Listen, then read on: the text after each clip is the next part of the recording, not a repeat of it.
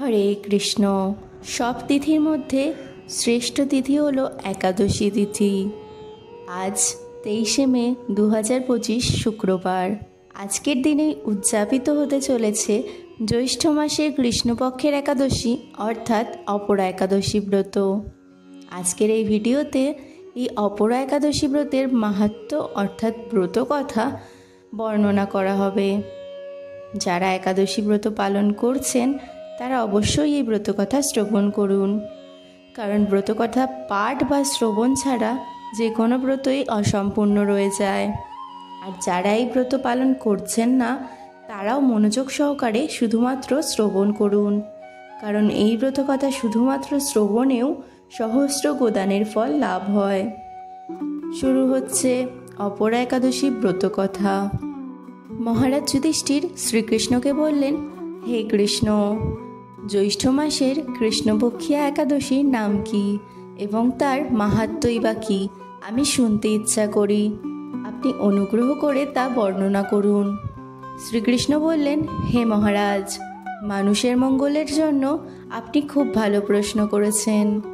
বহু পুণ্য প্রদানকারী, মহাপাপ বিনাশকারী এবং পুত্রদানকারী এই একাদশী অপরা নামে খ্যাত। এই ব্রত পালনকারী ব্যক্তি জগতে প্রসিদ্ধ লাভ করে।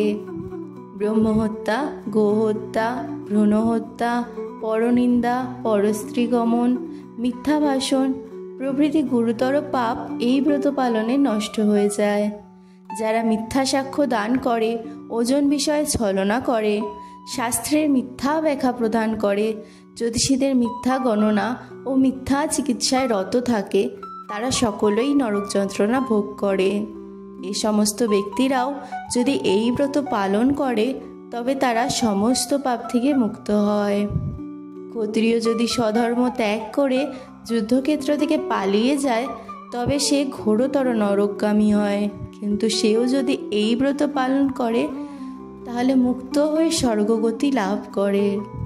মকর রাশিতে সূর্য অবস্থানকালে মাঘ মাসে প্রয়াগ স্নানে যে ফল লাভ হয়, শিবরাত্রিতে কাশীধামে উপবাস করলে যে পুণ্য হয়, গয়াধামে বিষ্ণুপাদপদ্মে পিণ্ডদানে যে ফল পাওয়া যায়, সিংহ রাশিতে বৃহস্পতির অবস্থানে, গৌতম নদীতে স্নানে, কুম্ভে কেদারনাথ দর্শনে, বদ্রিকাশ্রম যাত্রায় ও বদ্রীনারায়ণ সেবায়, সূর্যগ্রহণে কুরুক্ষেত্র স্নানে, হাতি ঘোড়া স্বর্ণদানে এবং দক্ষিণাসহ যজ্ঞ সম্পাদনে যে ফল লাভ হয়, এই ব্রত পালন করলে অনায়াসে সেই সকল ফল লাভ হয়ে থাকে।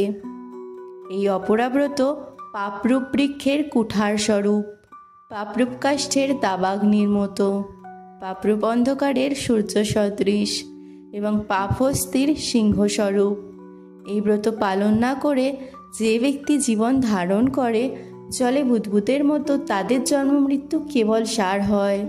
অপরা একাদশীতে উপবাস করে বিষ্ণু পূজা করলে সর্বপাপ মুক্ত হয়ে বিষ্ণুলোকে গতি হয়। এই ব্রতকথা পাঠ ও শ্রবণ করলে সহস্র গোদানের ফল লাভ হয়। ব্রহ্মাণ্ড পুরাণে এই ব্রত মাহাত্ম্য বর্ণনা করা হয়েছে।